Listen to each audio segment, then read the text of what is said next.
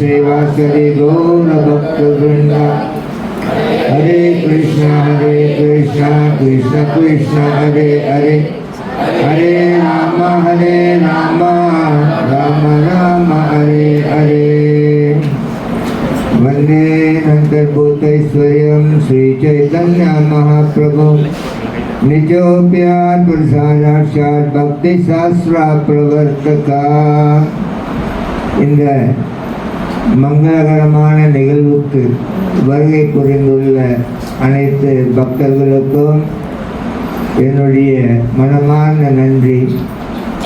புனிதமான தினம். வைஷ்ணவர்களுடைய புகழாரங்களை நாம் பேச வேண்டும். காரணம், வைஷ்ணவர்கள் பகவானுக்கு அப்பாற்பட்டவர்கள் கிடையாது. வைஷ்ணவர்களும் பகவானும் ஒரு விதத்தில் ஒன்று என்று சாஸ்திரம் எடுத்துரைக்கின்றது. வைஷ்ணவர்கள் இல்லை என்றால் பகவான் கிடையாது, பகவான் இல்லை என்றால் வைஷ்ணவர்கள் கிடையாது. ஆகையினால் என்ன காரணம் என்றால், பகவானுடைய நோக்கம் இந்த உலகத்திற்கு வருவது மக்களிடையே தர்ம உபதேசங்களை பரப்ப வேண்டும். வைஷ்ணவர்களின் நோக்கமும் ஏதோ ஒரு வகையினிலே மக்களுக்கு தர்ம உபதேசங்களை வழங்க வேண்டும் என்பது.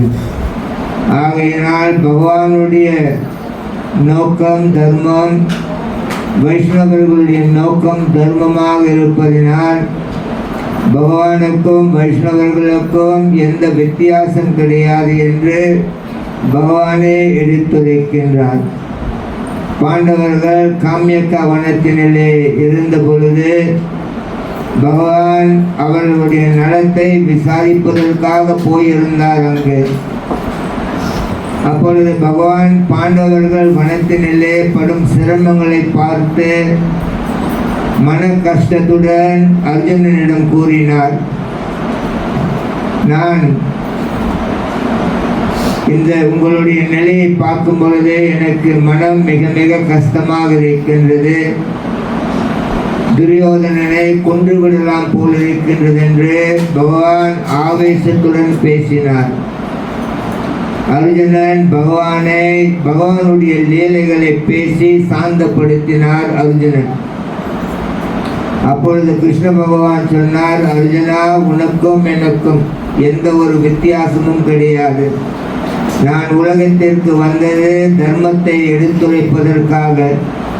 நீங்கள் வனத்திற்கு வந்ததும் தர்மத்தின் அடிப்படையின் காரணமாக. ஆகையினால் நம் இருவரின் நோக்கம் தர்மமாக இருப்பதினால் நம் இருவருக்கும் எந்த வித்தியாசம் கிடையாது.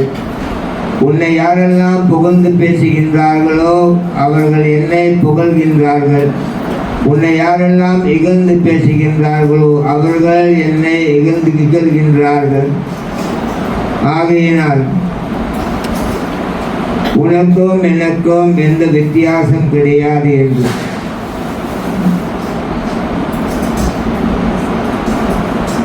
இந்த ரீதியினிலே பொதுவாக வைஷ்ணவர்கள் புகழாரங்களை எதிர்பார்ப்பது கிடையாது. என்னை யாராவது புகழ வேண்டும், என்னை யாராவது புகழ வேண்டும் என்று வைஷ்ணவர்களுக்கு அந்த ஆசை கிடையாது.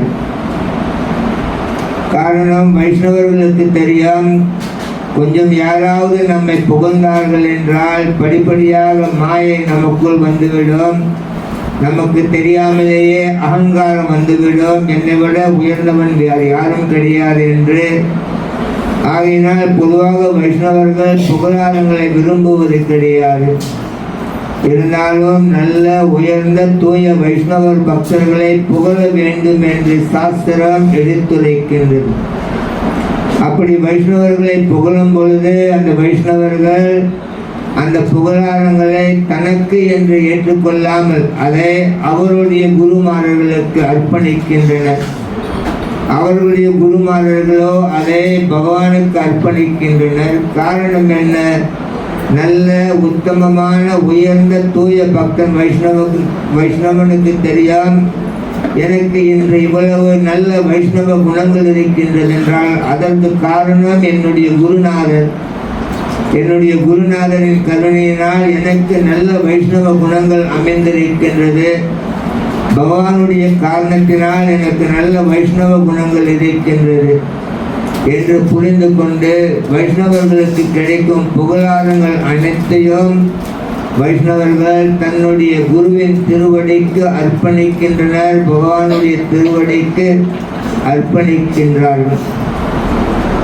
எவ்வளவோ பெரிய சாதனை புரிந்த நம்முடைய இஸ்கான் இயக்கத்தின் ஸ்தாபக ஆச்சாரியர் பிரபுபதா எப்பொழுதெல்லாம் அவருடைய குருநாதரின் வியாச பூஜை வரும் பொழுது அவருடைய குருநாதரை புகழ்ந்து பேசும் பொழுது பிரபுபதா ஒன்றை எப்பொழுதும் கூறுகின்றார், எனக்கு எந்த ஒரு தகுதியும் கிடையாது. என்னுடைய ஒரே ஒரு தகுதி என்னுடைய குருவின் கட்டளையை நான் ஏற்று நடப்பது மட்டும்தான் என்னுடைய தகுதி என்று பக்தி சித்தாந்த சரஸ்வதி மகாராஜ் அவர் நடந்து போகும் பொழுதும் மற்றவர்களை சந்திக்கும் பொழுதும் அவரையும் பக்தர்கள் புகழ்வார்கள். மாறாக பக்தி சித்தாந்த சரஸ்வதி அவர்களை பார்த்து தாசோஸ்மீன் என்று தாசோஸ்மீன் என்றால் நான் உங்களுடைய சேவகன், நான் உங்களுடைய சேவகன் என்று சைத்தன்ய மகாபிரபுவை புகழும் பொழுது மகாபிரபு அவருடைய 2 காதுகளையும் பொத்திக் கொள்கின்றார். அதை கேட்க விரும்பவில்லை அவருக்கு. ஆகையினால் நாம் நினைத்து விடக்கூடாது ஏன் வைஷ்ணவனுக்கு இவ்வளவு மரியாதை இவ்வளவு புகழாரம் என்று. காரணம் வைஷ்ணவர்கள் பகவானுக்கு பிரதிநிதியாக இருந்து பகவான் செய்யக்கூடிய காரியங்களை வைஷ்ணவர்கள் தன்னுடைய வாழ்வை அர்ப்பணித்து எந்த ஒரு சுயநலமும் இல்லாமல் பகவான் செய்யக்கூடிய காரியங்களை வைஷ்ணவர்கள் மேற்கொண்டிருப்பதினால் வைஷ்ணவர்களை பகவானே விரும்புகிறார்.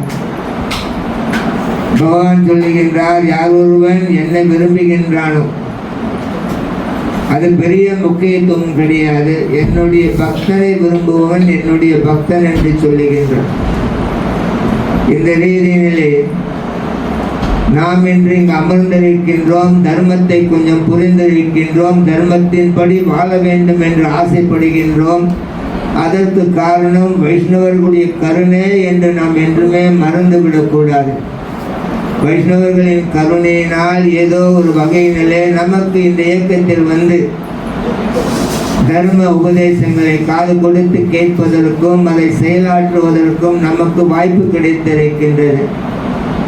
காரணம் வைஷ்ணவர்கள் ஏதோ ஒரு வகையிலே பெரிய அர்ப்பணம் செய்து நமக்காக ஒரு இடத்தை திறந்து அங்கு சில பக்தி யோக நிகழ்வுகளை வழிநடத்தும் பொழுது நமக்கும் வாய்ப்பு கிடைக்கின்றது. இதில் சேர்ந்து தர்மத்தின்படி இந்த உலகத்தில் வாழ்வதற்கு சைதன்ய மகாபிரபு சனாதன் கோஸ்வாமியுடன் சொல்லுகின்றார், கிருஷ்ணா பக்தி ஜன்மமுலா ஆயா சாது சங்கா கிருஷ்ணா பிரேம ஜன்மத்தின் ஹோ ஆயா முக்கிய ஹங்கா. சைதன்ய மகாபிரபு சொன்னார் சனாதன் கோஸ்வாமி இடத்திலே, பக்தியின் ஆரம்பமே பக்தர்களின் ஆசி என்று சொன்னார். பக்தியின் ஆரம்பம் பக்தர்களிடமிருந்து நமக்கு கிடைக்கின்றது.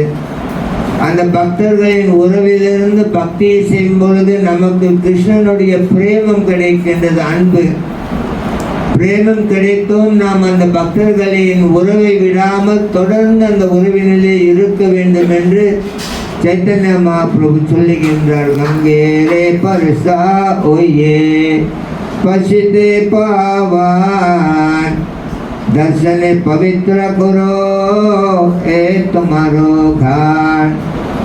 மாப்பிள்ளை சொன்னார். நரோத்தமதாஸ் தப்போர் சொல்லி இருக்கின்றார். இதை ஒருவன் தூய்மை அடைய வேண்டும் என்றால் கங்கையில் போய் குளிக்கின்றான். கங்கையில் பல முறை குளித்த பிறகு அவன் தூய்மை அடைகின்றான்.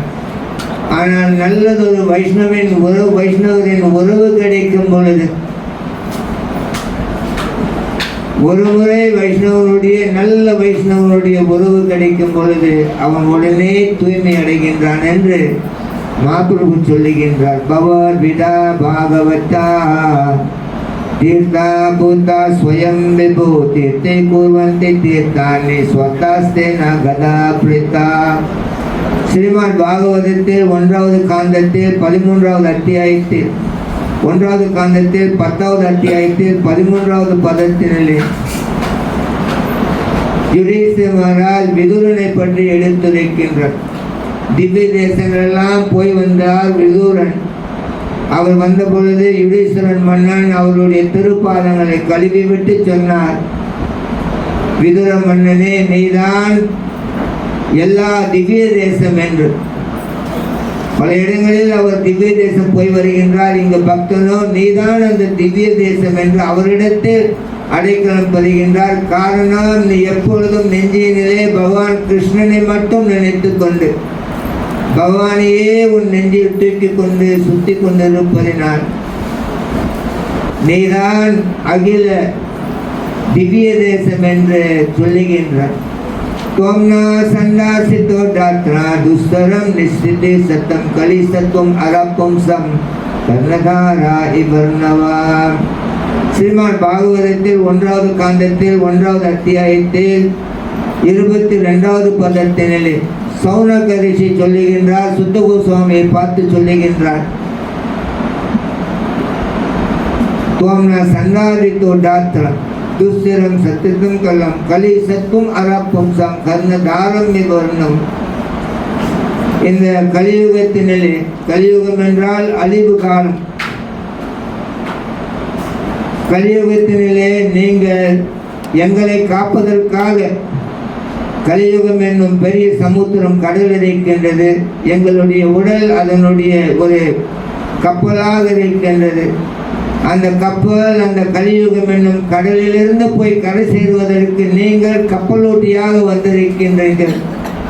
ஆண்டவனுடைய அனுகிரகம் எங்களுக்கு கிடைத்த பெரிய பாக்கியம், உங்களுடைய சம்பந்தம் எங்களுக்கு கிடைத்திருக்கின்றது என்று சௌனக ரிஷி அழகாக எடுத்துரைக்கின்றார். ஆகையினால் நமக்கு இன்று இந்த பாக்கியம் கிடைத்திருக்கின்றது. தன் வாழ்வை அர்ப்பணித்து உலகமே நன்மை பெற வேண்டும் என்று எந்த ஒரு எதிர்பார்ப்பும் இல்லாமல் ஏக்கமும் இல்லாமல் பகவானுடைய உபதேசம் உலகம் முழுவதும் பரவ வேண்டும் என்று நம்முடைய வாழ்ந்த குருநாதர் ஸ்ரீபாத் சைத்தன்ய சந்திர தாஸ் அவர்கள் இன்று அவருடைய வியாச பூஜா நிகழ்வு நடத்தி கொண்டிருக்கின்றோம். மேலும் மேலும் அவருடைய அனுகிரகம் நமக்கு கிடைக்க வேண்டும். இம்மாதிரி நிகழ்வுகள் வரும் பொழுது நாம் அவரிடத்தில் எப்படி பழகி இருக்கின்றோம், அவர் நம்மிடத்திலே என்னென்ன கட்டளைகளை இட்டிருக்கின்றார், இம்மாதிரி என்ற நிகழ்வினிலே மறுபடியும் நாம் ஞாபகப்படுத்திக் கொள்ள வேண்டும். என்னுடைய குருநாதர் இருந்த காலத்திலே எனக்கு இம்மாதிரி தர்மோபதேசங்களை செய்திருக்கின்றார். ஏதோ தெரிந்தோ தெரியாமலோ சில கட்டளைகளை நான் விட்டிருக்கலாம். இன்று நான் மறுபடியும் சத்தியம் செய்கின்றேன், அவர் சொல்லியது அனைத்தையும் நான் மறுபடியும் என் வாழ்வினிலே என் பக்தி பாதையினிலே செயல்படுத்துவேன் என்று. வைஷ்ணவர்களுடைய கருணை இல்லாமல் யாரும் பகவானுடைய கருணையை பெற முடியாது. அழகாக பக்தி வினோத் தாக்கூர் பாடலை எழுதியிருக்கின்றார். வைஷ்ணவனுடைய பெருமைகளை பற்றி பாடியிருக்கின்றார். ஓயே வைஷ்ணவா பக்தரே, கருணை வாய்ந்தவரே, கருணையை எனக்கு கொஞ்சம் கொடுத்திடு, உன் கமல பாதங்களை வணங்குகின்றே, என்னை தூய பக்தனாக்கிவிடு. பகவானின் பக்தனே, உன் கருணையினாலே நானும் தூய்மை அடைந்திடுவேன். எல்லா விதமான நற்குணங்களையும் என் வாழ்வில் நானும் பெற்றிடுவேன். சக்தி எனக்கு இல்லை, நான் ஒருவனாக இறைவனின் திருநாமம் பாடிட. சக்தி எனக்கு கொடுத்தது, நம்பிக்கையை வளர்த்தது, நானும் இறைவனை துதித்திட. கிருஷ்ணா உமக்குரியவர், சக்தி உமக்கு இருக்கு, அவரை எனக்கு நீ கொடுத்திட. கிருஷ்ணா உமக்குரியவர், சக்தி உமக்கு இருக்கு, அவரை எனக்கு நீ கொடுத்திட. உன் பின்னால் வருகிறேன், கிருஷ்ண கிருஷ்ணா என்று சொல்லி கிருஷ்ணரை எனக்கு நீ கொடுத்திடு. உன் பின்னால் வருகிறேன், கிருஷ்ணா கிருஷ்ணா என்று சொல்லி கிருஷ்ணரை எனக்கு நீ கொடுத்திடு. என் தெய்வத்தை எனக்கு நீ கொடுத்திடு. பக்தி வினோத் தாக்கூர் அழகாக இந்த பாடலை எழுதியிருக்கின்றார். வைஷ்ணவர்களுடைய கருணை இல்லாமல் இந்த உலகத்தினிலே நல்ல குணங்களை நம்மால் ஏற்றுக்கொள்ள முடியாது. வைஷ்ணவர்களுடைய கருணை இருந்தால் நற்குணங்கள் நமக்கு வரும். தர்மத்தை கடைபிடிக்கக்கூடிய சக்தியும் நமக்கு கிடைக்கும். அவர் சொல்லுகின்றார், வைஷ்ணவர்கள் கண்ணன் கிருஷ்ணனுக்கு புரியவர்கள். வைஷ்ணவர்கள் கிருஷ்ணனை தன்னுடைய இதயத்தில் எப்பொழுதும் சுமந்து கொண்டிருக்கின்றனர். அவர்களுடைய கருணை எனக்கு கிடைத்ததென்றால் கிருஷ்ணனும் எனக்கு கிடைப்பான் என்று சொல்லுகின்றார். உன் பின்னால் வருகிறேன், கிருஷ்ண கிருஷ்ணா என்று சொல்லி கிருஷ்ணர் எனக்கு நீ கொடுத்திரு. சொல்லுங்க, நல்ல வாய்ப்பு உங்களுக்கு ஒடிச்சானா ரெடி ஆகிட்டு. உன் பின்னால் வருகிறேன், உன் பின்னால் வருகிறேன், கிருஷ்ண கிருஷ்ண என்று சொல்லி கிருஷ்ண கிருஷ்ண என்று சொல்லி கிருஷ்ணரை எனக்கு நீ கொடுத்திடு.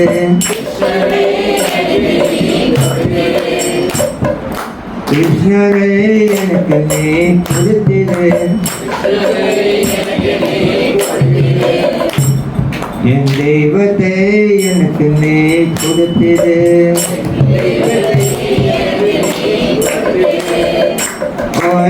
वैष्णव तको जयो वैष्णव तको, वैष्णव तको जयो वैष्णव तको,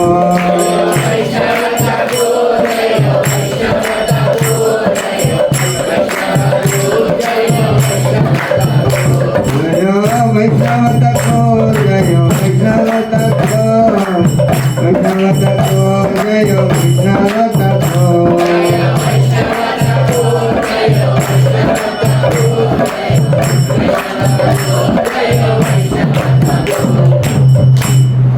ஆகையினால் ஏதோ வந்தோம், பூவை போட்டோம், ரொட்டி தானாக சாப்பிட்டோம், தோசையை உருட்டினோம் என்று போய்விடாமல் நம்முடைய மதத்தினிலே நிறைய நிறைய நிகழ்வுகள் நடந்து கொண்டிருக்கின்றன. பொதுவாக ஆழமாக இந்த நிகழ்வுகள் எதற்காக நடந்து கொண்டிருக்கின்றது என்று நாம் ஆழமாக அதை பற்றி சிந்திப்பது கிடையாது. ஏதோ ரத ஊர்வலத்தை பார்த்தோம், ஏதோ நவராத்திரியை பார்த்தோம், ஏதோ பொங்கலை பார்த்தோம், ஏதோ வியாச பூஜை நடத்தினார்கள் என்று மேலோட்டமாக இவைகளை கவனிக்கின்றோமே தவிர ஆழமாக இந்த நிகழ்வுகளின் அர்த்தம் என்ன, இந்த நிகழ்வுகளிலிருந்து பகவான் நமக்கு எதை எடுத்துரைக்கின்றார் என்பதை நாம் ஆழமாக பார்க்காத காரணத்தினால் பல நிகழ்வுகளில் நாம் கலந்திருந்தாலும் நல்லதொரு வைஷ்ணவன் பக்தனாக ஆக முடியாமல் இருப்பதற்கு காரணம் ஆழமாக உள்புறத்தினிலே இந்த நிகழ்வுகளின் அர்த்தம் என்ன, இதன் மூலம் பகவான் எனக்கு என்ன சொல்ல விரும்புகின்றார் என்பதை நாம் புரிந்து கொள்ளாமல் போய்விடுகின்றோம். இஷ்டப்பட்டபடி நாம் ஒரு சத்சங்கத்திற்குள் நுழைகின்றோம், இஷ்டப்பட்டபடி அந்த சத்சங்கத்திலிருந்து நாம் வெளியாகின்றோம். அது உண்மையான தர்ம பாதை கிடையாது. சத்சங்கத்திற்கு நீங்கள் இஷ்டப்படி வந்து புகழ முடியாது, இஷ்டப்படி இங்கிருந்து வெளியே போக முடியாது. எல்லாருக்கும் எல்லா செயல்களுக்கும் நியமங்கள் இருக்கின்றன. நீங்கள் எழுந்து உள்ளே வரும் பொழுது அடக்கமாக உள்ளே வர வேண்டும். உங்களுடைய பாதங்கள் மற்ற வைஷ்ணவனுடைய உடலில் பட்டுவிட்டது என்றால் அது எவ்வளவு பெரிய அபராதம் என்று தெரிந்து கொண்டு கவனத்துடன் அந்த வைஷ்ணவன் சங்கத்திற்குள் நீங்கள் நுழைய வேண்டும். இங்கிருந்து வெளியே போகும் பொழுது கவனத்துடன் வைஷ்ணவர்களுடைய உடல்களில் என்னுடைய பாதம் பட்டுவிடக்கூடாது என்று கவனத்துடன் இருக்க வேண்டும். வைஷ்ணவர்கள் தர்மத்தை பற்றி பேசும் பொழுது நீங்கள் இடையில் இங்கிருந்து எழுந்து போகக்கூடாது. அதுவும் தர்மத்தின் வழி கிடையாது.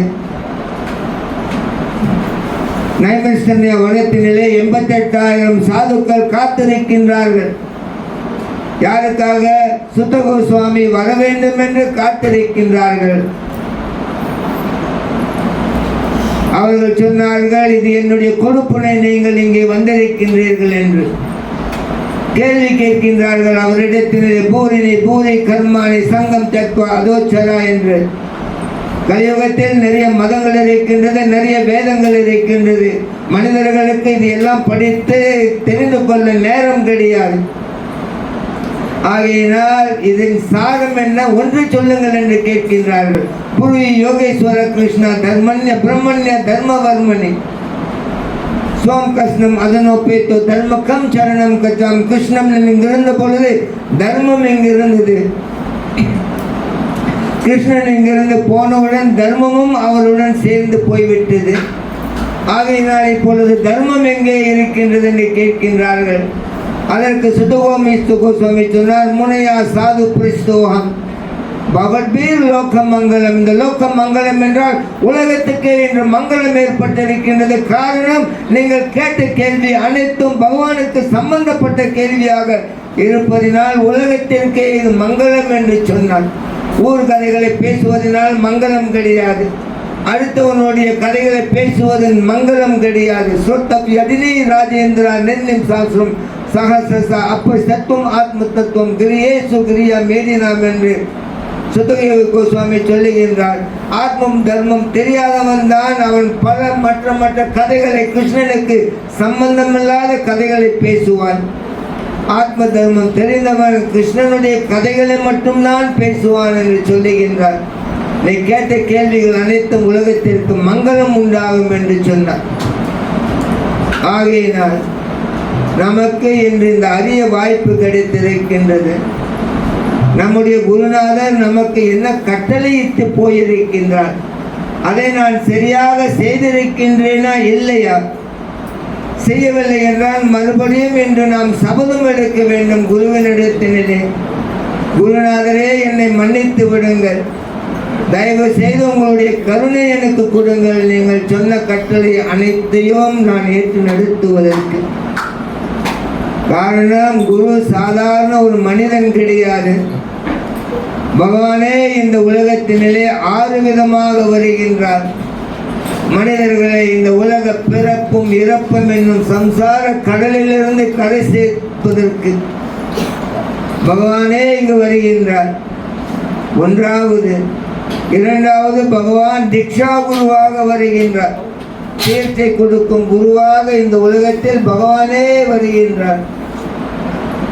மூன்றாவது, சிக்ஷா குருவாக வருகின்றார். நான்காவது, புருஷ அவதாரம் எடுத்து வருகின்றார். ஐந்தாவது, லீலா அவதாரம் எடுத்து வருகின்றார். ஆறாவது, சத்தியவேஷ் அவதாரம் எடுத்து வருகின்றார்.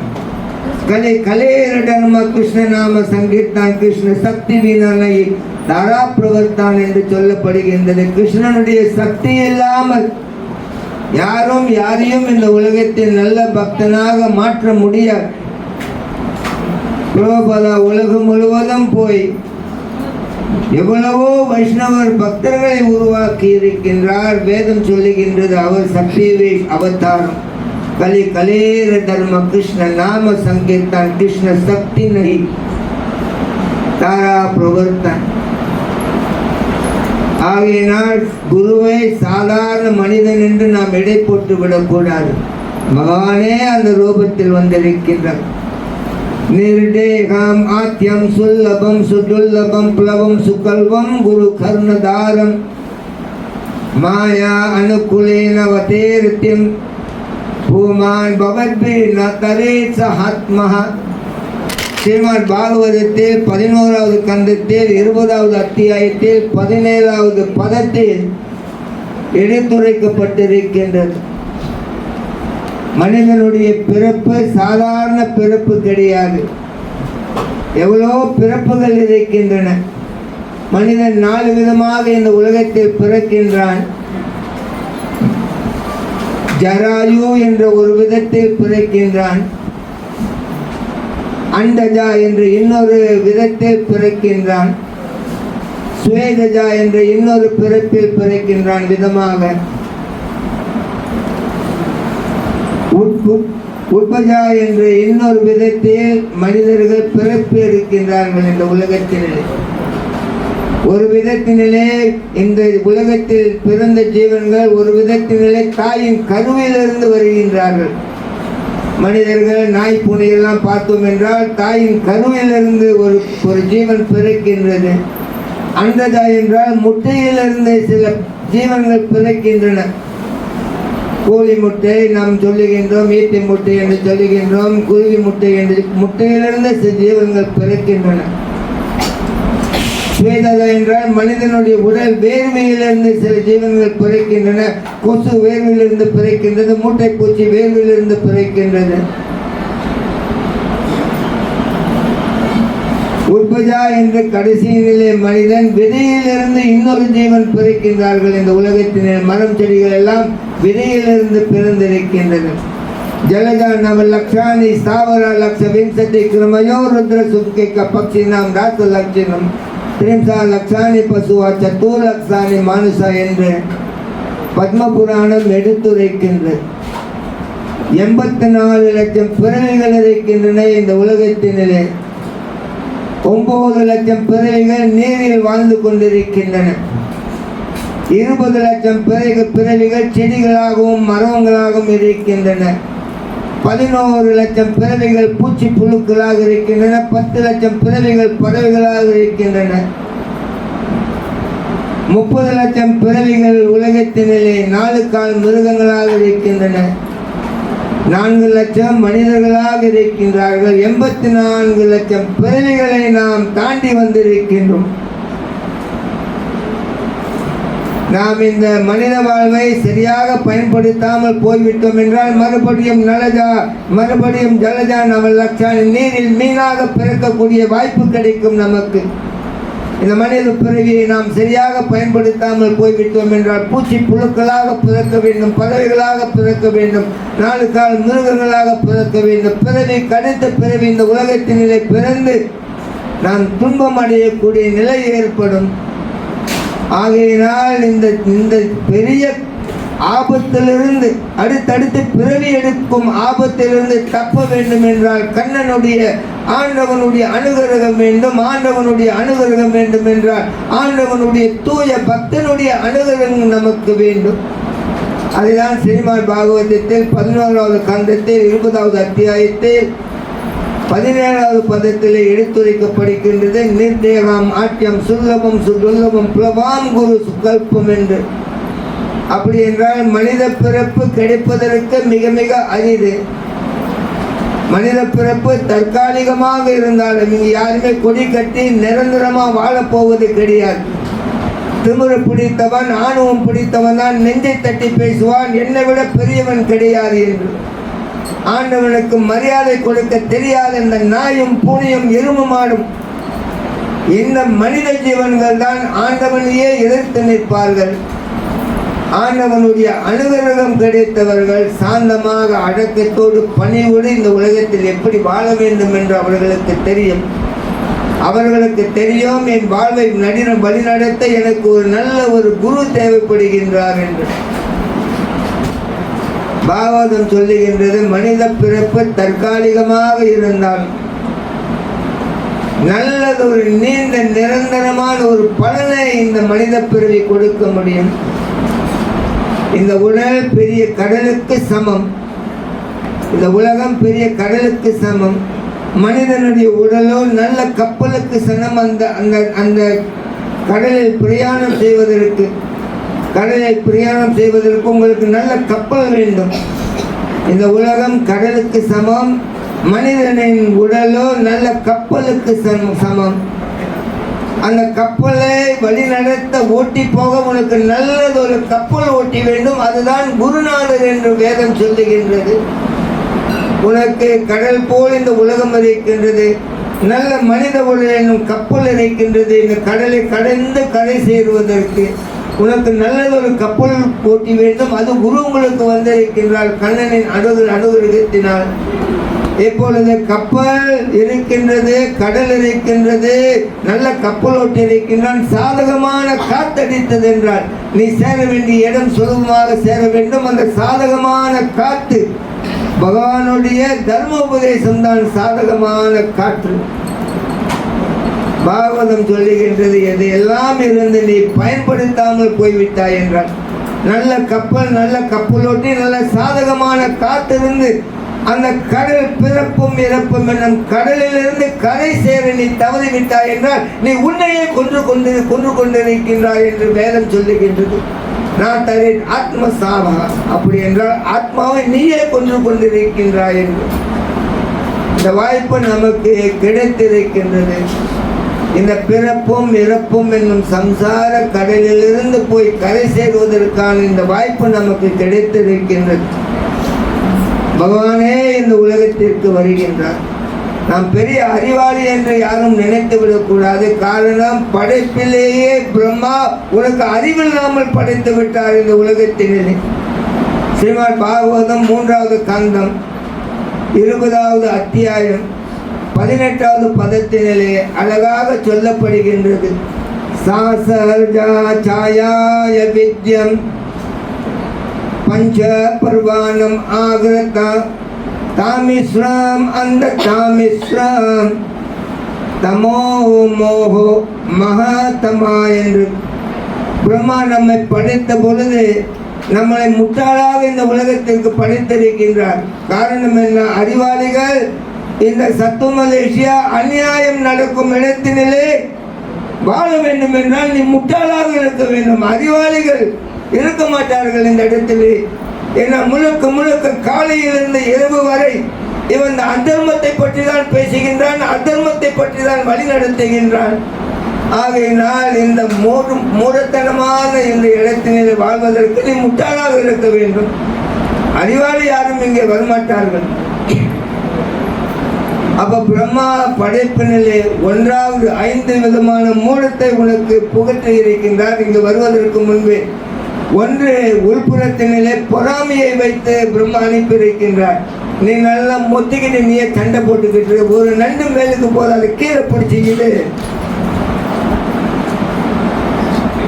பொறாமையோட பகவான் பிரம்மா படிச்சிருக்கிறாருங்க. அதனால தான் நமக்கு யார் பார்த்தாலும் பொறாமை. ஒருத்தவங்க நல்லா இருந்தாக்கா நமக்கு வந்துட்டு பார்க்க சகிக்கல, இவன் எப்படி நான் கவுத்து இவன் கதையை முடிக்கணும். அடுத்தது பிரம்மா படைப்பில் தாமேஸ்வரம், அந்த தாமேஸ்வரம் இன்னொரு மூலத்தனத்தை உள்ளுக்கு புகட்டி இருக்கிறார். என்னது? இந்த உலகத்தில் நம்ம ஒரு முறை தான் பிறக்கிறோம், ஒரு முறை தான் பிறக்க வாழ போறோம், நல்லா என்ஜாய் பண்ண. நீ தர்மம் அதர்மம் நியாயம் அநியாயம் தான் பேசுற. ஒரு முறை தான் இங்க இருக்க போறோம், நல்லா என்ன தின்னமோ கண்டன தின்னமோ வாயில போட்டு மெல்லு. எவனை அழிக்கணுமோ அவனை அண்ணன் என்னடா தம்பி என்னடா அவசரமான உலகத்தை அண்ணனைய போட்டு தள்ளு. புரியுது உங்களுக்கு? அறிவாளிகளுக்கு வரமாட்டோம் பிரபு. ஒரு குரங்கு வந்துட்டு ஒரு மரத்து மேலே உட்காந்துருக்கு, ஒரு நதி பக்கத்தில். அந்த இடத்துல வந்துட்டு ஒரு முதலை எப்போதும் போய்கிட்டு இருக்கு. முதலைக்கு அந்த குரங்கு பார்க்க இதோட மூளை எப்படின்னா சாப்பிடணும். என் மனைவிக்கு அது ரொம்ப ஆசை. என் மனைவி சொல்லியிருக்கா, குரங்கோட மூளை நான் எப்படின்னா சாப்பிடணும், ஒரு தடவை எப்படின்னா பிடிச்சிட்டு வாங்கன்னா. அப்போ இந்த முதல் வந்துட்டு அந்த குளத்தில் சுற்றிக்கிட்டு அது எப்போதும் அந்த குரங்கை பார்த்துக்கிட்டு இருக்கு. அப்போ அந்த முதல்ல ஒரு நாள் குரங்கெடுத்து சொல்லிச்சு, நீ அங்கேயே உட்காந்துருக்கியே, என்ன அனுபவம் கிடைக்கும், என் முதுகில் வந்து உட்காந்து அப்படியே நான் ஒன்று சுற்றி காமிக்கிறேன்ட்டு. அப்போ குரங்கு போய் உட்காந்துருச்சு முதல்ல முதுகில். அப்போ முதல்ல வந்துட்டு அப்படியே அந்த குளத்தில் அப்படியே சுற்றி காமிச்சிக்கிட்டு இருக்கு. பாதி குளம் போயிட்ட பிறகு முதல்ல சொல்லிச்சு, நீ ஏமாந்துட்டியே, நான் உன்னை கொண்டுட்டு போகிறதே இந்த இடத்த சுற்றி காமிக்கல, என்னோட ஒய்ஃப் இருக்காங்கள மனைவி, உன்னோட மூளையை சாப்பிட்டுட்டு ரொம்ப விருப்பமாக இருக்கா, அப்போ உன்னை கொண்டு போயிட்டு வெட்டி மூளையை தின்ன போகிறேன்னுச்சு. அப்போ குரங்கு சொல்லிச்சு, அது முட்டாள் முதலி, அது முதலே சொல்லியிருக்க வேண்டியதானே, முதல்ல கட்டிச்சியான்னுட்டு, ஏன்னா என்னோட மூளையை நான் மரத்திலே வச்சுட்டு வந்துருச்சு. தத்துவமலை தவிர மூளை நம்ம சுற்றிக்கிட்டு இருக்கோம். அவன் எப்படி உங்கள் சமுதாயத்தை அழிக்கணும், எப்படி உன் கோயில் அழிக்கணும், எப்படி உன் தர்மத்தை அழிக்கணும், எப்படி உன்னுடைய வேதங்கள் அழிக்கணும், எப்படி உன்னுடைய சமுதாயத்தையே இந்த இடத்துல முடிக்கணும்னு அவன் அன்னாடும் உத்தரதேல நல்ல கட்டடம் கட்டி அங்கே உட்காந்து அவன் மீட்டிங் போட்டு சிந்திச்சுக்கிட்டு இருக்கான். நம்ம நடு தெருவில் சாராயம் போட்டுக்கிட்டு யார் தெரியுமா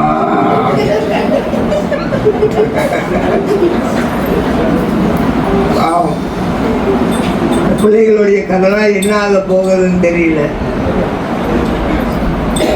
பகவானுடைய அனுகிரகம் நமக்கு வேணும். அதனால பகவானே பின்ன செய்றார், வேதத்தை ஊதுறார் பிரம்மாவுடைய காதுல.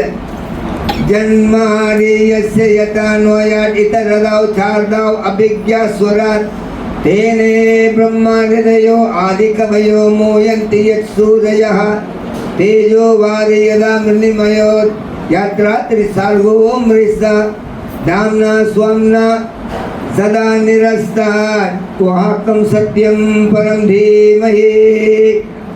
ஸ்ரீமத் பாகவதம் 1வது காண்டம் 1வது அத்தியாயம் 1வது பதத்தினிலே அழகாக வியாசதேவர் எழுதுகிறார். அங்க இப்படி 5 மூடத்தனமான ஒரு பிறவியை படிச்சுட்டாரே பிரம்மா, என்ன செய்யணும், அவனுக்கு அறிவு வேணுமே. வேதம்னா என்ன, அறிவு. கண்ணனே அங்க பிரம்மாவிடத்துல இந்த ஞானத்தை ஊதுறார். இப்பொழுது அந்த அறிவு இப்பொழுது வியாசரின் மூலம் வருது. இப்ப புரோபத பகவத்கீதையில் வந்துட்டு 32 ஆச்சாரியர்களுடைய இந்த குரு பரம்பருடைய குரு சீடர் பரம்பரை பேர் கொடுத்திருக்காரு. அங்க பகவான் சொல்றார், ஈமாம் விவஸ்வத்தை யோகம் புரோக்தவான் ஆகம் அபியாயம் விவஸ்வன் மனவிப்ரஹா மனோதை ஸ்வாக்கவே பிரவி. இதற்கு முன்பு இந்த வேதத்தை நான் இங்கு விவஸ்வன் சூரியன் பகவானிடம் எடுத்துரைத்தேன். சூரிய பகவான் மனுவிடமும் மனு ஈஸ்வகுவிடமும் ஏவம் பரம்பரா பிராப்தம் ஏமாம் ராஜரிஷிய விது சா கல்யாண மகத்துவ யோகானஸ்து பரந்தபா. இந்த பகவான் அளித்த இந்த ஞானம் குரு சீடர் பரம்பரையில் வருது வந்துட்டு புரோபாட் எடுத்துரைக்கிறார். 1வது இது யார் பேசுனா, இந்த வேதத்தை முதல்ல யார் பேசுனா, பிரம்மாவிடத்துல. ஏன்னா ரொட்டி சாணையே தியானம் பண்ணீங்களா? முதல்ல இந்த ஞானத்தை கிருஷ்ணன் பேசுறார். யாருக்கிட்ட பேசுறார்? பிரம்மா கிட்ட பேசுறார். பிரம்மா யாருக்கிட்ட பேசினார்? 3வது நாரதரிடம் பேசுறார். நாரதர் 4வது யார் இடத்துல பேசுறார்? வியாசதேவரிடம் பேசுறார். இன்றைக்கு வியாச பூஜை நம்ம செஞ்சுக்கிட்டு இருக்கோம். வியாசதேவர் யாரிடம் பேசினார்? மத்தவரிடம் பேசினார். மத்தவர் 6வதாக யாரிடம் பேசினார்? பத்மநாபாவிடம் பேசினார். பத்மநாபா 7வதாக யாரிடம் பேசினார்? நிரதியிடம் பேசினார். நிரதி 8வதாக அவர் மாதவாவிடம் பேசினார். மாதவர் 9வதாக அக்ஷோபயாவிடம் பேசினார். அக்ஷோபயா 10வது ஜெயதீர்த்தாவிடம் பேசினார். ஜெயதீர்த்தா ஞான சிந்துவிடம் பேசினார். ஞான சிந்து தயாநிதியிடம் பேசினார். 12 பேர்கிட்ட பேசி வச்சுப்பார். இப்போ தயா சிந்து யாரிடம் பேசுகிறார்? தயா சிந்து யாரிடம் பேசுகிறார்? கிருஷ்ணதாஸ்.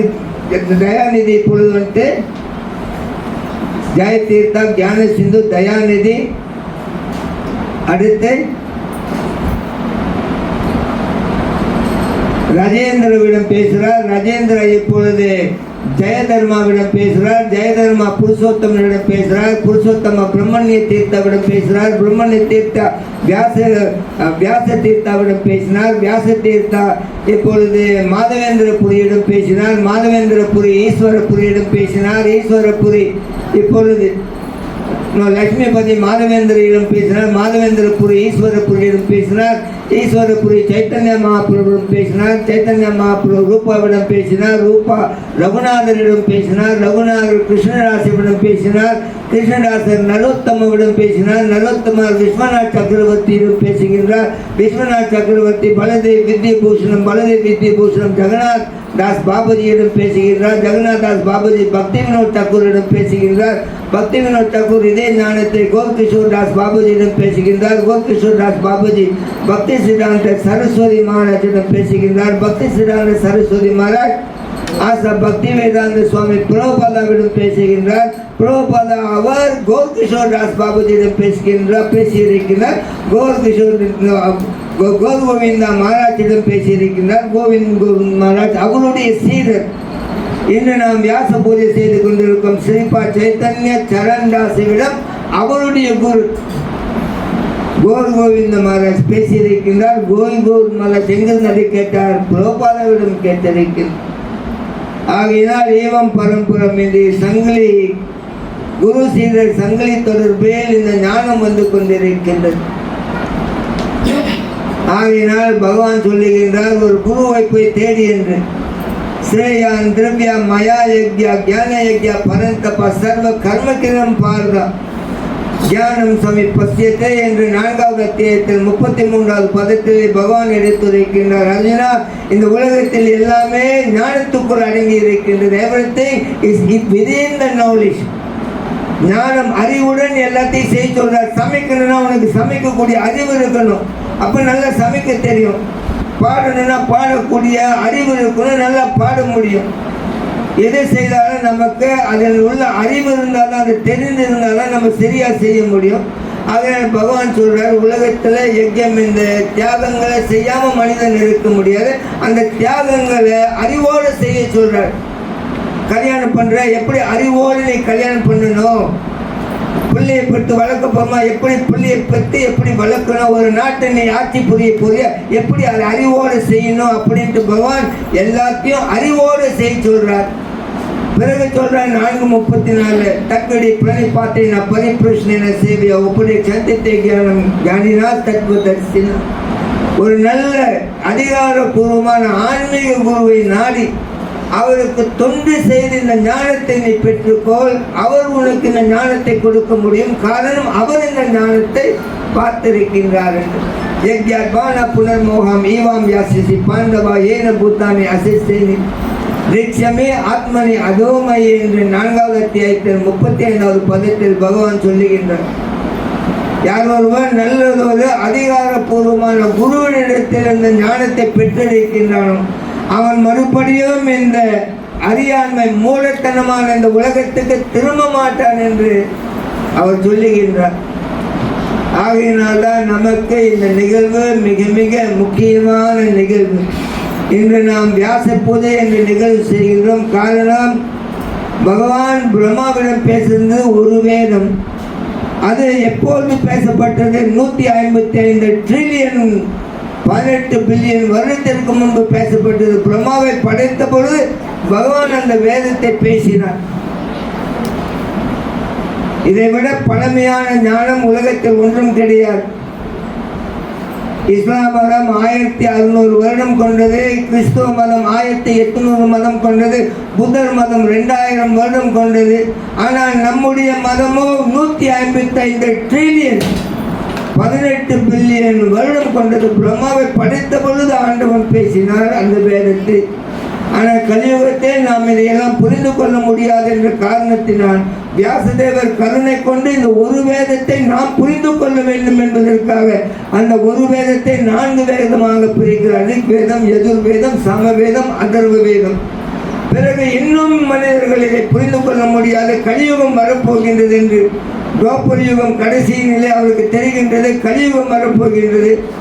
முழுமையாக மனிதர்கள் எல்லாம் முட்டாள்களாக இருப்பார்கள். அவர்களுக்கு இந்த வேதம் புரியாது. இன்னும் இந்த வேதத்தை 4ஆக பிரிப்போம் என்று ரிக்வேதம், யஜுர்வேதம், சமவேதம், அதர்வ வேதம், அதை இன்னும் 4ஆக பிரிக்கின்றார். சம்ஹிதா, பிரம்மணா, அரண்யக்கா, உபனிஷத் என்று. பிறகு 6 உபவேதங்கள் வேதாங்கத்தை உருவாக்கின்றார். 6 வேதாங்கம்: கல்பா, சிக்ஷா, வியாக்கரண, நிருக்தி, சண்டா, ஜோதிஷா என்று. பிறகு 4 உபவேதத்தை உருவாக்குகின்றார். ஆயுர்வேதா, தனுர்வேதா, சில்ப வேதா, கந்தர்வ வேதா என்று. பிறகு இன்னும் சிந்திக்கின்றார். இன்னும் இந்த மூடர்களுக்கு இதெல்லாம் புரியாது. ஆகையினால் இது வந்துட்டு முக்குணம் படைத்த மனிதர்கள் இந்த உலகத்தில் இருக்கின்றார்கள். சத்வகுணத்தில் உள்ளவர்களுக்கு 6 புராணங்கள், ராஜச குணத்தில் உள்ளவர்களுக்கு 6 புராணங்கள், தாமச குணத்தில் உள்ளவர்களுக்கு 6 புராணங்கள் என்று. புராணம் சத்வகுணத்தில் உள்ள புராணங்கள் விஷ்ணு புராணம், வரா புராணம், கருட புராணம், நாரத புராணம், பத்ம புராணம், பாகவத புராணம். இது சத்துவகுணத்தில் உள்ளவர்களுக்காக அவர் பிரிக்கின்றார். பிரம்ம புராணம், பிரம்மாண்ட புராணம், பிரம்ம வைவர்த்த புராணம், மார்க்கண்டேய புராணம், பவிஷ்ய புராணம், வாமன புராணம். ரஜோகுணத்தில் உள்ளவர்களுக்காக அவர் பிரிக்கின்றார். லிங்க புராணம், ஸ்கந்த புராணம், சிவபுராணம், அக்னி புராணம், மத்ய புராணம், கூர்ம புராணம் என்று தாமச குணத்தில் உங்களுக்கு பிரிக்கின்றார். கடைசியில் பாலதோ பஞ்சம வேதம். இன்னும் மனிதர்கள் இதை புரிந்து கொள்ள முடியாது. இதை ஒரு நாடக வடிவத்தில் கொண்டு வந்தோம். இப்போ சீரியல் உட்காந்து அப்படியே வாய்ப்பு வந்து பார்த்துக்கிட்டு இருக்கல, புரியுதா உங்களுக்கு? இப்போ வந்துட்டு இந்தியாவிலேருந்து எவ்வளோ நடிகர் வருவாங்க, அப்படி நாக்கு தொங்க போட்டுக்கிட்டு நடுத்தருவ அந்த மொட்டை வெயில் நின்று பார்க்கணுங்க. இப்போ விஜய் வந்தான், இதுக்கு முன்னாடி யார் வந்தா? நம்ம சிம்பு ஐயா வந்தார். நிறைய வந்துட்டு போகிறாங்களே, கோயிலுக்கு எவ்வளோ நாக்கு தொங்க போட்டு வர்றது கிடையாது. ஆண்டவன் அவனுக்கு சாப்பாடு போடுறான், எவ்வளோ போனால் அதோட போய் தொங்கி போய்கிட்டு இருக்கான். அவனுக்கு வந்து விஜய் நம்ம கையில் கொடுத்தானா, கேட்டானா, சாமி எப்படி இருக்கீங்க, சாப்பாடுலாம் இருக்கா, நான் என்ன காசு தரணுமா கேட்டேன்னா, உங்கள் பிள்ளைங்க படிப்புக்கெல்லாம் காசு இருக்கா, உங்கள் வீட்டில் என்ன வேலை வீடு இருக்கீங்களா, நான் ஒரு வீடு வாங்கி தரட்டா? விஜய் கேட்டானா, சிம்பு கேட்டானா, இல்லை அஜித் கேட்டானா, வேறு யாருன்னா கேட்டா? ரஜினிகாந்த் கேட்டானா? என்ன கேட்டாங்களா? உன்னுடைய சௌகரியத்தை நினைக்காத கூட்டத்தை போட்டு நாக்கு தொங்க போட்டு அத்தனை நாள் உட்காந்துருக்கிறாங்க. இவன் காசு இல்லைன்றான், தமிழன் காசு இல்லைன்றான். ஒரு நாள் வந்து 4-5 மணி நேரம் அவன் நாடகம் நடத்திட்டு போனான் விஜய். அங்கே வந்துட்டு 55 கோடி ஒரு நாள் அவன் செலவு பண்ணான். யாருக்கு கொடுத்தான் அந்த காசு? இன்னொரு வந்துட்டு இஸ்லாமுக்காரன் தொழுக்க போய் அவன் அவனை கூப்பிட்டு வந்து 55 கோடியை வசூல் பண்ணி அவனுடைய ஆளுகளுக்கு தானமாக கொடுக்குறான். உன்னோட பள்ளிக்கூடம், உன்னுடைய பிள்ளைகளுடைய எதிர்காலம் எல்லாத்துக்கும் ஒரு 5 காசு உனக்கு கொடுக்குற. அப்போ எவ்வளோ பெரிய முட்டாளாக இருப்ப நீ? அப்போ உனக்கு குரு வேணும். குலோபாட்டு சொன்னாங்க, நீ என்ன மண்டை கல்வியான்னு கேட்டாங்க. குலோபாட்டு சொன்னாங்க, மண்டையில் இருக்கிறதுலாம் இப்போ தை, அவன் மண்டையில் பீ தான் இருக்குது, அதான் கழி விடுறேங்க. புரியுதுங்களா? குரு வேணுமா நமக்கு? இல்லைன்னா நம்ம யாரு நல்ல வழிக்கு கொண்டு போகிறது? சொல்றதா உண்மை சொல்றேன்னா போய் சொல்றேன்னா? போட்டமா அங்க கிடக்குறான், நம்ம கோயிலா வெறிச்சோடி கிடக்குது. ஆகையினால வியாசதேவருக்கு நம்ம இந்த வழிபாடு செய்யறோன்றது, அவருக்கு மரியாதை கொடுத்து செய்யணும். அதில் நம்ம குரு சேர்த்திருக்க காரணம் என்ன? வியாசதேவர் வந்து இந்த ஒரு வேதத்தை அப்படியே அழகாக பிரித்து இன்னைக்கு நம்ம உட்காந்து இதை நம்ம புரிஞ்சு இருக்கிறோன்னா அவர் போட்ட பிச்சை அது. இல்லை அந்த வேதம் நமக்கு தெரிஞ்சிருக்காது. பிரித்து எளிமையாக நமக்கு கொடுத்திருக்கிறார். மனிதனுடைய வாழ்வில் என்ன லட்சியம்? நீ மனிதனாக பிறந்தாய் என்றால் உனக்கு 5 விஷயம் தெரிஞ்சாதான் நீ மனுஷன். இல்லைன்னா நீ வந்து 2 கால் நாய், 4 கால் நாய், 2 கால் முருகன் சாஸ்திரம் சொல்லுது. 5 விஷயம் தெரிஞ்ச மனிதனுக்கு. 1வது என்ன? யாரு கடவுள்? யாரோ நம்மளை படைச்சிருக்காங்களே, ஒன்றாவது யார் கடவுள்னு தெரியணும். ரெண்டாவது நம்ம யார், நீ யாருன்னு உனக்கு தெரியணும். மூணாவது எதுக்காக என்னை இங்கே படிச்சிருக்கா? சத்துமலை சட்டே நான் வந்தேன். நீ அமெரிக்கா போயிருக்கலாம், ரஷ்யா போயிருக்கலாம், வேற எங்கன்னா போயிருக்கலாம். இங்கே வந்து என் பிறந்தேன். சீன அம்மாவை தேடி இருக்கலாம், மலையக்கார அம்மாவை தேடி இருக்கலாம், வங்காளி அம்மாவை தேடி இருக்கலாம், உனக்கு பிடிச்ச அம்மாவை தேடி இருக்கலாம். ஆனால் உனக்கு சுதந்திரம் எந்த அம்மாவை தேர்ந்தெடுக்கணுன்ட்டு உன்னை பலவல்லமாக ஒரு தாயோட வயிற்றுக்குள்ள நுழைச்சிருக்காங்களே, எது இப்படி நடந்தது கேள்வி கேட்டியா? என் குடும்பம், என் வேலை, என் சொத்துன்னு போய்கிட்டு இருக்கு. எந்த நேரத்தில் நமக்கு அபகரிக்கப்படுமே. அம்மா போயிட்டா, அப்பா போயிட்டா, எவ்வளோ பேர் வந்துட்டு போயிட்டா, நான் எவ்வளோ காலம் இருக்க போகிறேன், எந்த நேரத்தில் நான் போயிடும் என்று நினைச்சோமா? மனிதனுக்கு 5 விஷயம் தெரியணும் பிரபு. கடவுள் யாரு 1, நான் யாரு 2, வாழ்வின் நோக்கம் என்ன, எதுக்காக இங்கே வந்திருக்கணும், 4வது அதை அடையக்கூடிய வழி என்ன, 5வது அதை அடைய இல்லாமல் எது என்னை வந்துட்டு இப்போ தடுத்துக்கிட்டு இருக்கு, எது தடுகளாக இருக்கு, என்னுடைய வாழ்க்கை லட்சியம் அடையாமல் இருக்க. பகவான் சம்பந்தா பக்தி அபிதேய பிரேம பிரயோஜன வேதத்தின் வஸ்து காய என்று சாஸ்திரம் சொல்லும். வேதத்தின் சாரமே உனக்கும் பகவான் கிருஷ்ணனுக்கும் நித்தியமான சம்பந்தம் இருக்கு. இங்க யாருக்குமே நிரந்தரமா சம்பந்தம் கிடையாது. அம்மாவுக்கும் நமக்கும் கிடையாது, அப்பாவுக்கும் நமக்கும் கிடையாது, சத்துமலேஷாவுக்கும் நமக்கும் கிடையாது. இங்க எல்லாமே இடையில வந்தவங்க. இடையில் வந்த உறவுகள் எல்லாம் இடையிலே பிரிந்து போகும். மூடத்தனம் விட்டு விட்டு கோவிந்தனை துதி என்றார் சங்கராச்சாரியா. எனக்கு பதிலானே போ என்றால் போவானா உன் சொந்த பந்தம்? போவானா? கிருஷ்ணன் போய் சொல்ற மகன்கிட்ட, ஐயா அப்பாவுக்கு சாக விருப்பம் இல்லடா, கொஞ்சம் இன்னொரு கல்யாணம் பண்ணிக்கலான்னு பார்க்குறேன், உங்க அம்மா தான் விட மாட்டாள் ஐயா.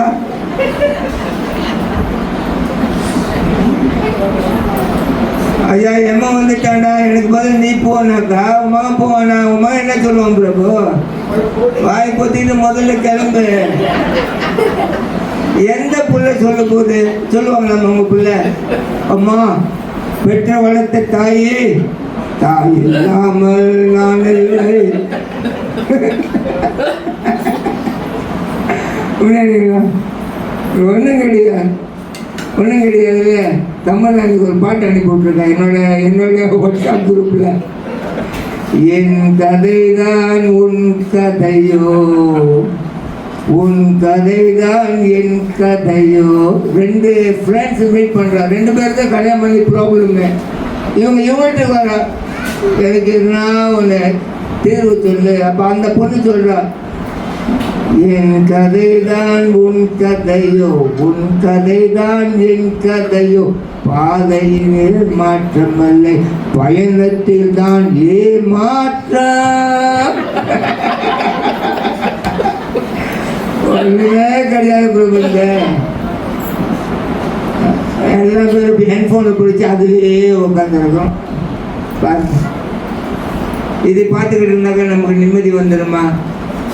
ஒரு பெண்ணை வந்துட்டு ஒரு தொழிற்சாலையில் வேலை செய்கிறான். அவள் என்ன வச்சுருக்கா, அவளோட வீட்டுக்காரனோட ஃபோட்டோ வந்து பாக்கெட்டில் வச்சுருக்கா. எப்போல்லாம் மன கஷ்டமாக இருக்கோ அப்போ அந்த ஃபோட்டோ எடுத்து பார்ப்பா, வீட்டுக்காரனோட ஃபோட்டோ. அப்படியே சாந்தமாயிட்டு உட்காந்துருப்பான்.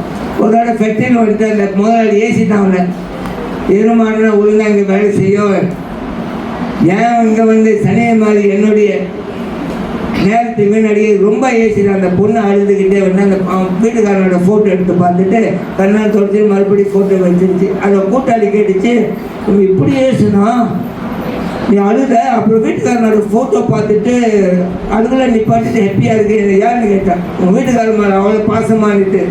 அதுக்கு அந்த பொண்ணு சொல்லிட்டு, நீ மண்ணாங்கட்டிய வீட்டுக்காரர் மேலே பாசம்னுட்டு.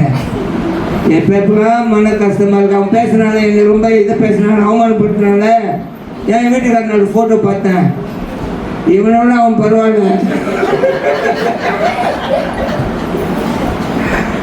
இங்கே அப்படிதான் நம்ம உட்காந்து இருக்கிறோம். எதை விட்டு கொடுத்து போவோம், விட்டு கொடுத்து வேலை இடத்துலையும் குடும்பத்தையும் எல்லாமே விட்டு கொடுத்து போகலன்னா அது ஒழுங்காக நடக்காது. அந்த ரீதியில் நம்ம உலகத்தில் எதுக்கு வந்தோம், எப்படி இருக்கணும், இங்கேருந்து எப்படி எங்கே போக போகிறோம் ஒன்றுமே தெரியாமல் உட்காந்துருக்கோம்.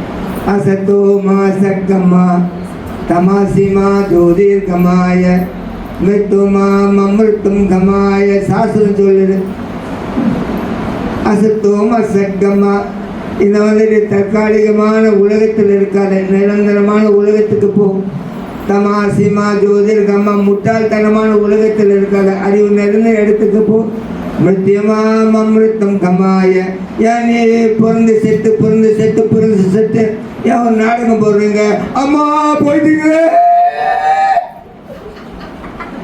நல்லா நாடகம் போடுறோம். அம்மா இருக்கிற வரைக்கும் அம்மா கண்டதே கிடையாது. அம்மா எப்படிதான் இருக்கான்னு கேட்குறேன். அவ்வளோ பிஸி. எங்கே உட்காந்துருக்கான் பிஸியா? ஹெட்ஃபோன். உங்கள் பின்னாடி ஒருத்தர் செத்து நான் ஒரு கேங்ஸ்டரு. அவனை ஒரு சின்ன பெட்டியில் போட்டு உங்களுக்கு அவ்வளோ பெரிய வீடு இருந்தான் கேங்ஸ்டர் சின்ன பெட்டியில் நடுவில் வச்சுட்டானுங்க. அவனுக்கு எவ்வளோ மன கஷ்டம் இருக்கும். அந்த பெரிய வீட்டில் ஓடி தாவி உருண்டு எல்லாம் போய்கிட்டு இருந்தான். இப்போ சின்ன பொட்டியில் உள்ள வச்சுட்டானுங்க வீட்டுக்குள்ளே. ஐயா பெரிய வீட்டில் ஒரு சின்ன பெட்டிக்குள்ள இருக்கு. அப்போ அவன் போட்ட கெடிகாரம் அவன் பாவச்ச ஹெட்ஃபோன்லாம் வச்சுருக்க பக்கத்தில். அந்த ஹெட்ஃபோனை இன்னும் வந்துட்டு ஓனில் இருக்குது. அப்போ அங்கேருந்து வந்துட்டு இந்த பெட்டிக்குள்ள என்ன செஞ்சானுங்க? பெட்டிக்குள்ள விஸ்கி சாராயெல்லாம் அடுக்கிறானுங்க. எனக்கா நம்ம கேங்ஸ்டர் அவர் நம்ம 4 அந்த கேங். நம்ம வந்துட்டு நம்ம 16 நம்ம கேங்க. நம்ம 16 மாட்டு அடிக்கிறோம். நம்ம 16 நம்ம கேங்க. அவனுக்கு கேட்க வந்துட்டு நம்ம 4. நம்ம 16 கேங்கில் உள்ளவங்க அவங்க வந்துட்டு சிகரெட் குடிக்கக்கூடாது, சாராயம் குடிக்கக்கூடாது. அவன் வந்துட்டு கேங் நம்ம 4 எல்லாத்தையும் தள்ளி வருவான் உள்ளுக்கு. அப்போ அவனோட அந்த பெட்டியை வந்துட்டு நல்லா விஸ்கிலாம் அடிக்கி அவனுக்கு குடிக்கிற சிகரெட் அவனுக்கு இந்த சிகரெட் தான் பிடிக்கும். அப்போ அந்த சிகரெட்லாம் அடிக்கிறானுங்க. இப்போ ஐயா எப்படி குடிக்க போகிறாரு? அவங்க செத்து அடிக்கிறானு உள்ளுக்கு. அப்போ இவனுங்களே ஒரு சிகரெட் கொளுத்தி ஊற்றிட்டு அவனோட வாயில் வைக்கிறான். இவனே கொஞ்சம் விஸ்கி குடிச்சிட்டு மேலுக்கு தெளிக்கிறான். கங்கா ஓட்டுற மாதிரி தெளிக்கிறான் அவனுக்கு. திடீர்னு ஒரு ஃபோன் கால் வருது. அந்த ஃபோன் அவனோட ஃபோன் கால் வருது. மாமோய் எங்க இருக்கீங்க? மாமோய் எங்க இருக்கீங்க? மாமோய் எங்க இருக்கீங்க? மாமா எங்க இருக்காரு? உங்களைதான். ஆப்பிரிக்காவில் வந்துட்டு ஒரு கம்பெனி இருக்குது. செஞ்சுட்டாக்க அது வந்துட்டு அவங்க தான் வந்துட்டு இதை பேக்கரிட்டுன்னு சொல்கிறீங்களே எல்லாம் கொடுத்து அவங்களே செஞ்சிருவாங்க. எத்தனை அடி மண்ணு நோண்டணும், எக்ஸ்ட்ரா நோண்டினாக்கா இவ்வளோ கொடுக்கணும், மாலை எல்லாமே அவங்களுக்கு செஞ்சிருவாங்க. ஆப்பிரிக்காவில் ஒரு அந்த மாதிரி ஒரு கம்பெனி இருக்குது. அவங்க வந்துட்டு அட்வர்டைஸ்மெண்ட் போட்டுருந்தாங்க. இடையில எங்களுக்கு வேலைக்கு ஆள் வேணும். அவன் வேலையை என்ன செட்டமெட்டுக்கு போகணும், பெட்டி கொடுக்கணும், அவனை போடணும், அவனை குளிப்பாட்டணும், அடக்கணும், எல்லாமே அது அவனோட. அப்போ வேலைக்கு ஆள் வேணும்னு சொல்லிட்டான். அப்போ என்ன மாதிரி தகுதி இருக்குன்னா, 1வது தகுதி அவனுக்கு 18 வயசுக்கு மேலே இருக்கும் அந்த வேலையில் நுழையத்துக்கு. அவனோட வேலை என்ன? போய் செத்தவங்க இல்லை அழுவணும். ஏன்னா இப்போ வந்துட்டு யாரும் அழுவுறது இல்லை. அவன் சும்மா நடிக்கிறான். அம்மா போயிட்டீங்களே, மாமா போயிட்டீங்களே போட்டுன்னு 2வது நாள் ஐயோ சீரியல் போயிடுச்சு.